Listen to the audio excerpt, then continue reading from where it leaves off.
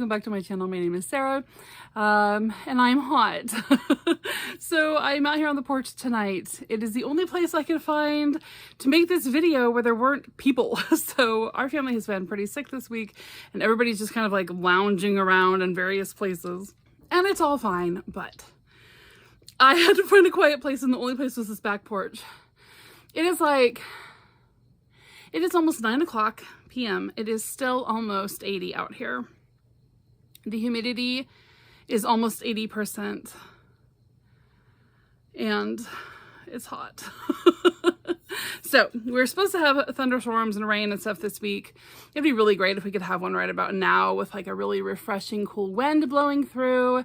And as hot as it has been today, I am super surprised we're not having one yet. But it doesn't look like we're going to get anything until tomorrow around noon. So enough of that griping. So today I wanted to come on and do, what am I doing? I've got my June reading plans to talk about. I've got a book haul, a little bit of a book haul here.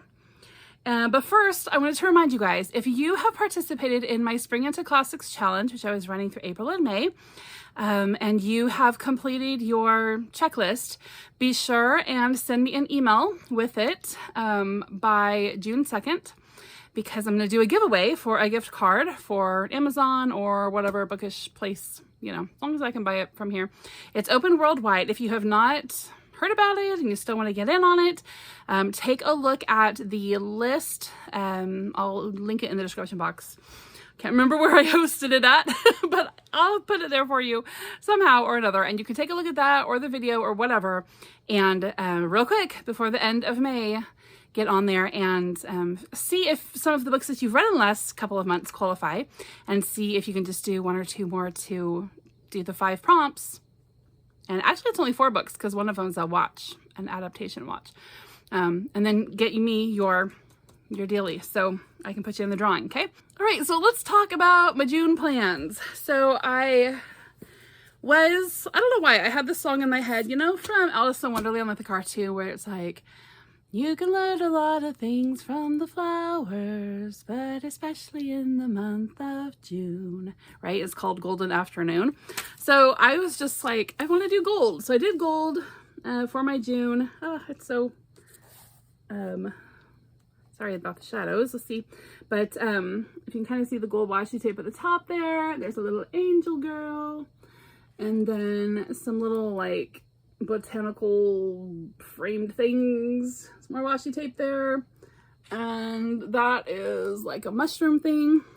And then I used this pretty brown gel pen that my husband got me. So that's my June you know, layout thing to fill in for all the stuff that I'm planning to read. Now let's get into my different, I have a few different, you know, things I always participate in. The first one is the Reading the Classics Challenge / 50 by 50. So the Reading the Classics Challenge is put on by Anna in Search of Wonder. And this year her theme is like USA, 1776, Revolutionary War, whatever, right? Because it's America's birthday. And so all of her prompts for that have to do with, you know, that era or America, you know, the whole thing. And so the prompt for this month is set in the USA. Okay, so I always pair this challenge, or at least I have this particular year, paired this challenge with my own personal 50 by 50 challenge, which is this notebook, where I have written down 50 books that I want to at least take a look at by the time I turn 50. And then I've been writing them down and then writing like when I've finished them. And I've done pretty good so far this year. And then I always put like a journal entry of what I thought of the book. So when I get all done with this book, you know, it should be packed out with all that. And I figured if I don't actually finish the journal, then it was a sticker I found for Evelina by Fanny Burney. I thought that was funny. Anyway, if I don't actually finish, or you know, if there's still room in the journal, when I'm done with the 50 by 50, maybe I'll do like a 55 by 55 or something, 60 by 60, something like that. Anyway, so I always pair it with that. Well, the prompt, like I said, is set in the USA for this month. And so I had written down Uncle Tom's Cabin by Harriet Beecher Stowe. And that was one of the books that was on my 50 by 50. However, I thought that I have that book. I have looked high and low. I cannot find it. So I don't know if I got rid of it or if it's hiding. But I am in like a major library redo that should be done in the next day or two. Rearranging everything. So if I don't find it, I'll see if I can order it, you know, in time or whatever. But I also did go and pick out another book that is on a different goal list that I have, just in case. So it has to be a classic set in the US, right? So this is Uncle Remus's Tales by Joel Chandler Harris. These are like Brer Rabbits, Brer Fox, Song of the South sort of stuff, right? And they're just short stories about the American South. And so this is actually on my list for my preschool challenge that I'm doing, where I'm reading all of the books that were on my kids' preschool reading list for the curriculum that we do. And so this one I might replace or do also instead of that for the classics challenge. By the way, I did have one of you friends ask me to start putting the list of books in my description because I wave them around and it's hard to see and I maybe talk too fast. So I will really try to start doing that. If I forget, feel free to remind me in the comment section, and I will go back and try to do that on some of my older videos as I have time for that. But it's my goal to try to start doing that again. I used to. I don't know why I don't anymore. Just too hurried, right? So feel free to remind me. Okay, then my next goal here is Historathon Q2/Medieval Studies. Okay, so Historathon is a yearly event where the year is broken up into 4 quarters, and each quarter has a time period in which we read nonfiction books set within that time period. Quarter 2 is the year 500 to 1500, which lines up perfectly with the Middle Ages and all the studies that I've been doing this year on that time period. So I have got 2 books. They're literally the same books that I had last month for that. I actually had 4 for last month, and 2 of them I did get done. And so each month I've been reading from this one, Meetings with Remarkable Manuscripts by Christopher Hamel. And so I'll read my chapter for that. And then I really wanted to read this month, and I may still get to it. It's the 27th or 28th right now. And I've got nothing to do tomorrow but read. And actually Sunday too, because I'm taking my daughter up to meet her friend in Joplin so they can just go hang out for the day. And so I am just going to sit around and read. So I may get it done then. But anyway, this is Medieval Tiles by Hans van Lemmen. And this is a mostly pictures book about medieval tiles. I talked about that last month, so I won't tell you all about that again. But anyway, those are the only things that I'm choosing to put on my goal list for that particular goal for June, just because I have a lot of other things that I want to read, and I kind of am hoping that I will sort of get into like this whole patriotic mood. And I will talk a little bit more about that here in a minute, but I really need to try as hard as I can to get into a patriotic mood. So yeah, we'll talk about that. Okay, so hot. Okay, so next thing is the Red, White, and June Revolutionary Era Challenge. Okay, so this is put on by several of my favorite booktube friends. I don't have my glasses, so let me see if I can read. I've got this. This is the graphic that they made, and they made it full size. I just made it small for my book. I might be able to recognize them if I look at their pictures. All right, so we got Shannon from Old American Spirit, Kelly from Kelly Reads a Lot, Morgan from Morgan's Endless Bookshelf, Tales and Truths with Tay, Cheryl from Candlewick Library, Anne from In Search of Wonder, and Bethany from Bethany Brings Books. It's so great. I just looked at your pictures. Anyway, there are 7 different prompts for this challenge, and this one has a giveaway with it. So if you complete the first 2 prompts to read a fiction and a nonfiction set in the Revolutionary Era, you can enter in to win with this. So it's actually, I think, started by Shannon at Old American Spirit, and then she got these other co-hosts to help her out. But Shannon is going to be actually doing a giveaway for a $76 gift card. Pretty positive that's what she's doing, in fitting with the theme. So I think that was pretty sweet and generous. So I have written down the prompts, and I haven't actually filled in what books that I'm going to read for each of these, and I'll tell you why in a second. But here are the prompts. There is read a fiction, read a nonfiction. Those are the two kind of mandatory ones if you want to enter the giveaway. And then you got Secrets and Spies, Loyalist or Patriot, Quill and Parchment, Faith, and Courage and Petticoats. I think the Faith one is Faith That Endures, yeah. So what I did is I actually made like a little, well, it's glued together. There we go. It's probably the humidity sticking everything together. Anyway, I did kind of a one on top of the other thing here, because I'm going to leave this one how it is so I have the prompts that I remember.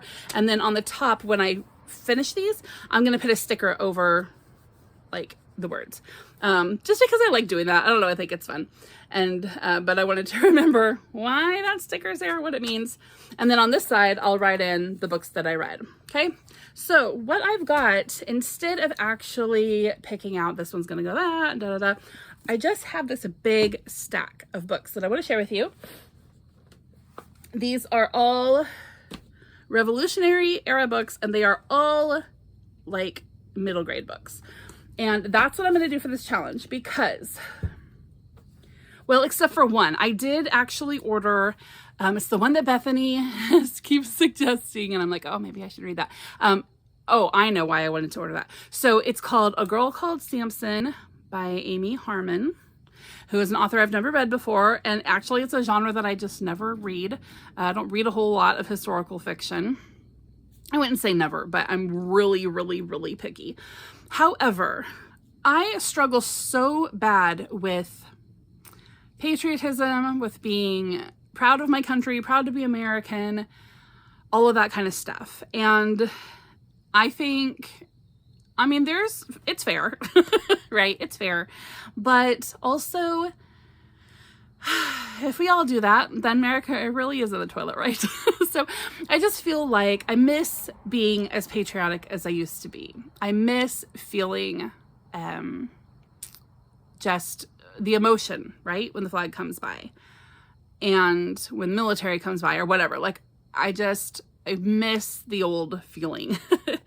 And so I'm going to really focus this month and try to just read some stuff that makes me love America again. Because there's parts of America that I love and things about America I love, but I would not say that I'm patriotic, and I used to be. But anyway, Bethany said that when she read that book, it made her feel really patriotic and just her love for America, whatever. I don't want to put words in her mouth, but that was a general gist of what she said.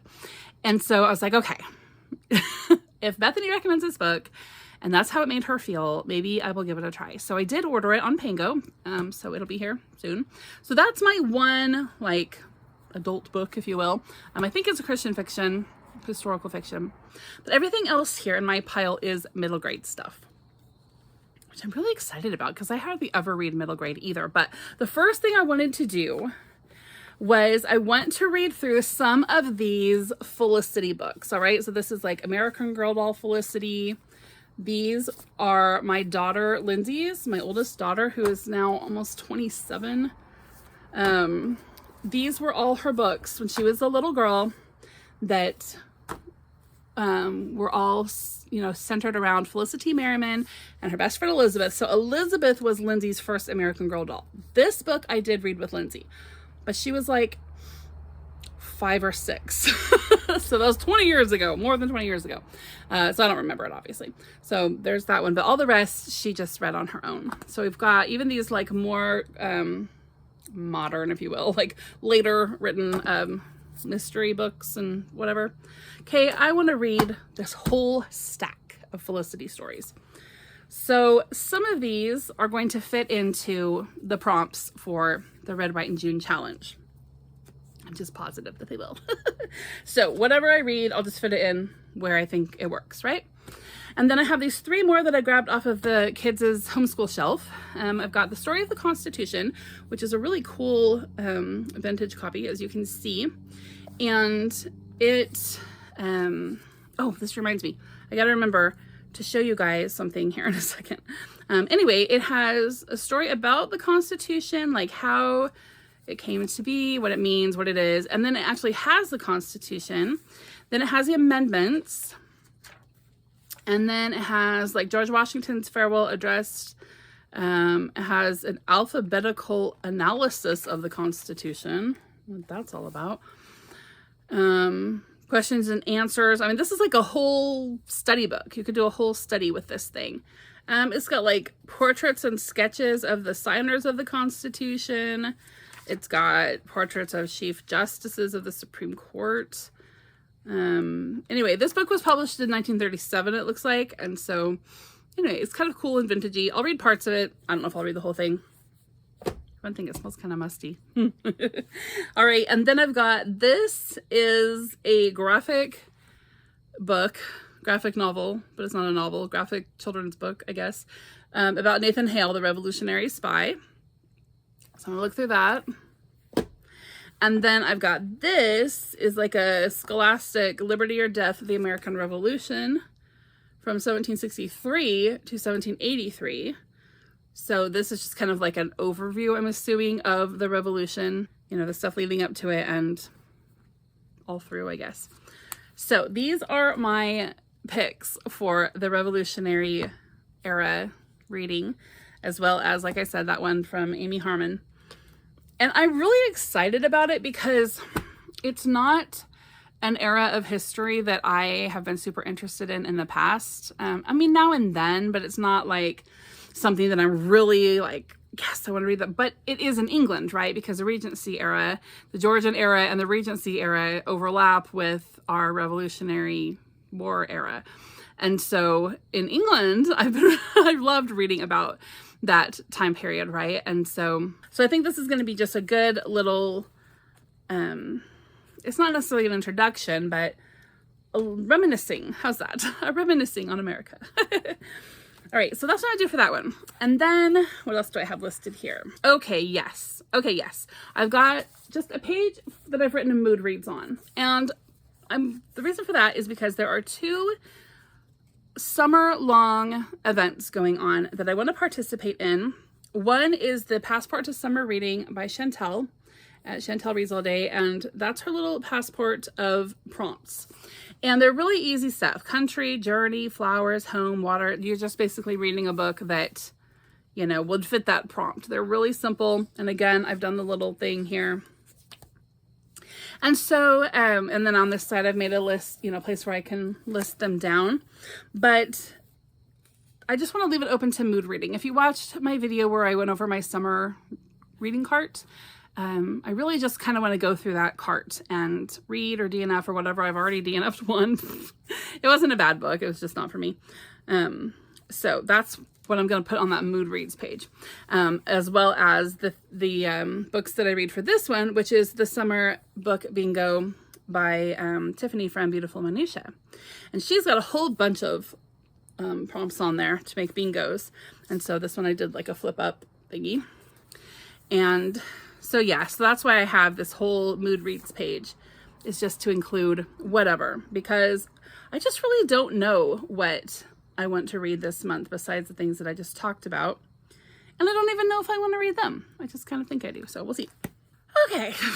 All right. So that was that. So now I'm going to share with you guys all of the books that I have hauled lately. Are you guys catching any of the fireflies? My screens are so dusty, but there's a bunch of fireflies out there that are pretty. All right. So I've got, just a fairly small book haul here. One pile is when a couple of weeks ago I took my kids out shopping. They wanted to get some stuff for camp. I think I told you that, like my girls had a yard sale, and then with the money that they earned, you know, we went and they got some stuff from, they only have to go thrift shopping. They would prefer thrift shopping because you can get more, you know, for your money. So we did that, and I went into most of the places with them, but I only shopped for books at one place. So the first one I got is this collection of stories by Nathaniel Hawthorne called Tanglewood Tales. And this is like for a children's library. These are stories that he wrote about Greek myths, like they're kind of retold Greek myths. I probably already have a copy of this, but y'all know I collect everything that I can get my hands on that has Nathaniel Hawthorne's name on it, so I picked that up. Then I found this vintage, I don't know if this is like going to be a Gothic. I think it might be a Gothic. I mean, it's got a Gothic-y house on the back. And there's the young woman. There's the young woman. There's the love interest. So this may be a vintage Gothic, but this is by Dorothy Eden, called The Time of the Dragon. Yep, it does look like it's going to be. We're talking about a decaying family mansion here. So, pick that up. Love those vintage Gothics. And the covers, so cool. Okay, and then I have 1, 2, 3 classics. All right, so the first one is A Connecticut Yankee in King Arthur's Court by Mark Twain. I think I do have a copy of this, but this is one that like my kids could read and stuff too. Because I think the other one is a vintage copy that my mom got me, and I don't really want the kids tearing it up. All right, and then next is 1984 by George Orwell, which I've read before and I've had copies of before, but I don't know where it is, so figured I would get it so that I could have a little light and cheerful reading. Okay, and then I've got this, the complete Sherlock Holmes, although it's not the complete Sherlock Holmes because it's only volume 1. So basically this is the incomplete Sherlock Holmes. So I gotta find volume 2, but it was a really nice copy, and I don't have any collections of my own. I'm always borrowing my daughter's. All right, and then I've got a historical fiction, which I'm gonna give it a try. This is The English Masterpiece by Katharine, is it Reay? I'm not sure. But I've read a few things by her and they've really been hit and miss. Most of them I would say I don't really particularly care for, but there was enough in what I've read that makes me say, I'll give her a try again if the subject matter looks good. And this one does. It looks like it's set like in the 70s. It looks literally like my mother in high school. So it's about art forgery, 1973. It looks like this girl is a assistant at the Tate Modern collections, and so it has all to do with an art forgery and a Picasso, and I love art stories so much, art mysteries and whatever. So yeah, I'll read that. And I don't know if I've ever read a historical fiction set in the 1970s or anything set in the 1970s. I think I have. Okay, and then I have two, oh no wait, I actually got 2 historical fictions. This one is The Pillars of the Earth by Ken Follett, which I've heard a lot about this, of how it's sort of similar to the books by Edward Rutherford, where he takes, a handful of people from particular families, and then he writes stories about them through the different eras of history. And for Edward Rutherford, he writes about a place, right? So London or New York or whatever. He has several different books out where he starts at the most ancient time that he can sort of imagine, or that there may even be documents for. And then he starts with just like a few families, like 5, 6 or so families, and tells a story about them. And then after a little bit, after a couple chapters or so, it shifts forward, 40 years, 60 years, whatever, into a new era. And he does that all the way through history up until present time. And I love that. I just think his writings are so rich and so good. And so a couple of years ago when I was talking about that, someone said, well, have you read Ken Follett? Because he's done similar things. This is a story about people building a cathedral. They are planning to build the greatest Gothic cathedral that the world has known. But I've also heard that while this is very similar, it's also a little more like content that I wouldn't enjoy. All that extra that they got to put in there. So I don't know.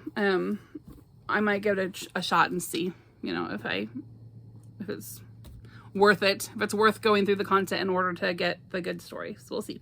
And then the other one, this is a nonfiction. This is a biography of Mary, Queen of Scots by Antonia Fraser. I don't know when I will read this, but I love these. I love this kind of stuff. So yeah, just gonna put it in that section of my library, and one of these days I'll pull it down and be swept away to this lovely era of history. And then finally, this is like a whole collection here. So I bought this collection of Roald Dahl books off of eBay. And I also actually, wait, I already had James. Okay, so I bought this collection, plus a couple others that I already had that I gave to my daughter. But I was watching this video from out of Australia, I think, and I was talking about how this professional woman wants to do away with Roald Dahl, specifically his book, The Twits, which is in this pile somewhere. Where's The Twits? Okay. Her problem with it is that it promotes misogyny and picking on bearded men, all right? The quote literally mentions picking on bearded men. And so she wants to ban this book. And pretty much all books by Roald Dahl. And you may know already that Roald Dahl has been controversial for a stinking long time, but lately publishers are rewriting portions of his books to take out offensive things. So this like news thing that I watched is only 3 or 4 minutes, but the majority of the people that they interviewed were like, it's kids fun, it's silly, kids are smart enough to know that we really shouldn't call people names, we shouldn't make fun of people's looks or their intelligence or whatever, like it's just silliness, right? James and the Giant Peach, you've got Auntie Sponge and Auntie Spiker, right? One's super tall and skinny, one's short and fat. Like he doesn't mince words because that's the funniness of it, right? I don't know. Anyway, I'm like, you know what? If people are going to start banning these books, then I am just going to... I've already started collecting the Agatha Christie books because they're doing the same thing to Agatha Christie. They're just going in and censoring her. And no, I don't think that, I think that some of Agatha Christie's stuff really is offensive, right? She's had one of her stories retitled like 3 times because it was very offensive, and other things, right? So she does use offensive words and language. I would say that reading her biography, which I just finished day before yesterday, I can't wait to talk to you guys about it. Reading that autobiography, I don't think that she's actually super racist. I think that she's a product of her time. And if you think that's an excuse, fine. But there are places in there where she is so gentle and so compassionate and just so for people of other races. There's one point in the book where she is talking about how her daughter Rosalind was at boarding school. And I guess it's like this practice of like, I don't know exactly. So if you're British and I'm botching it, I apologize. But generally, I think like there's like the head of the class. So maybe you're like, you have the highest grades or like the highest grades mixed with, your extracurricular achievements or something. Like we have similar stuff here in the US. But anyway, at that time, Rosalind was the head of the class. And her and Agatha both were remarking on how unfair that was because there was a Chinese girl there who was way smarter than Rosalind. She'd done, way better academically and all the stuff. And everybody knew that Chinese girl should have got that spot as head of the class, but the school did not put her there because she was Chinese. And it was like the, 40s or whatever. And so there were just things like that that shows her heart wasn't racist. It was just her language was a product of her time. And I can remember my great grandma using words like Agatha Christie used. And my great grandma loved people. Like if someone of another, nationality or culture or whatever came to her table, she'd be like, hey, do you want some of the crumbs out of my chip bag? Because we all got crumbs out of the chip bag. That was chips. A little bowl of the crumbs from the chip bag, a little bowl of broken pretzels, a little bowl of broken cookies, right? Like my Grammy just put out whatever she could for people, and she would have welcomed them to her table, even though the words that she used were a product of her time. She grew up in Oklahoma, like she didn't know. She probably didn't know another word, right? So anyway, why did I go off on that? Oh yeah, because of censorship. So I've been buying up Agatha Christie's older books, like the older copies, right? Because I want to have those, right? I don't believe in censorship. I believe in learning from the good and the bad in history, right? And I think that we are all intelligent enough to read something that we consider offensive and recognize, gee, I shouldn't talk like that. Like, it's not hard. So same thing with James Bond, dude. What's his name? You know, that guy. Mom will tell us in the comments. But anyway, they've been rewriting him as well. So just, if you're not into that, if you don't like censorship, if you want to preserve the original stories, Roald Dahl is one that they are starting to censor and rewrite. And so the funny thing is that I was like, okay, I'm just going to go onto eBay and see what I can find, right? If I can find some vintage Roald Dahl books. And the very first thing, because I put in like vintage Roald Dahl, right? The very first thing that comes up is this listing. So there was these and like maybe two or three more. And the woman is like, or the person, I'm assuming it was a woman, I don't know why, but she's just like, you can have all of them for $5.99. So I was like, cool. It's a big old sack. Like, she wanted those out of her possession as fast as possible. She did not want any of that nasty Roald Dahl in her household or schoolroom or whatever anymore. And so she sold them all to me for $5.99. And I was like, awesome. Fine with me. So anyway, I've got these terrible, horrible Roald Dahl books here in my haul as well. All right, guys, that's it for the haul, for the plans, all the stuff. But don't forget to put in, oh wait, I forgot something. Hold on. Okay, the other thing I wanted to show you guys is this. So my oldest son is a local police officer, and he went to Washington, D.C. week before last, I think, for Police Week. So they have like this yearly police week where they honor police officers from all over the nation. And he got to tour a bunch of stuff and see people. He got to see, I think, a senator, something from Arkansas he got to have lunch with. And then J.D. Vance came and gave a speech for them. So he got to sit in on that and just a bunch of cool, you know, stuff honoring police officers at the Capitol, which was awesome. He'd never been there before. And as a homeschool kid and as, you know, the second oldest of our homeschool kids, we never could have afforded a trip to Washington, D.C. when he was younger to be able to show him this stuff. And so it was one of those things that we kind of sat around and dreamed about. His oldest sister was really into Revolutionary era stuff and just America in general, super patriotic, dressing up like George Washington all the time. Like, she was obsessed. And so that kind of trickled down, you know, to her little brother. And so he's very patriotic as well. And it was just kind of a dream trip for him, and I'm so glad that he got to go and experience that. It was really, really cool for him. But anyway, he brought me back this souvenir. He thought that this would be cool for me. So it's got, I can remember, see, I'm so bad, you guys, jeez. Okay, and then this is the Capitol building. So it looks like from the front. They're not actually arranged this way, but this is just like a little arrangement of stuff, right? So Capitol building, this is the Lincoln Memorial, which he said is like stinking tall, which I don't know, I've always just thought it was small. I don't know why I thought it was so small, but he said he was really surprised Abraham Lincoln was like massive.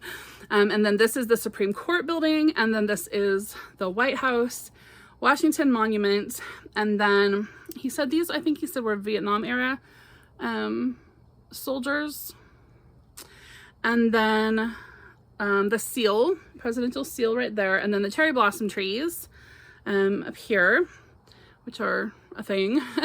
And so anyway, that is the neat little thing he got me. So when I brought it home, because I had gone to pick up my little girls who were babysitting his kids. So I brought it home and I showed Lindsay, my oldest daughter, and my husband. They were sitting playing a game, and I showed him. And Lindsay goes, oh, he knows that you love just kind of niche knickknacks like that. So we're calling it my niche knack, which I thought that was just so funny. So this is my niche knack from Washington, D.C.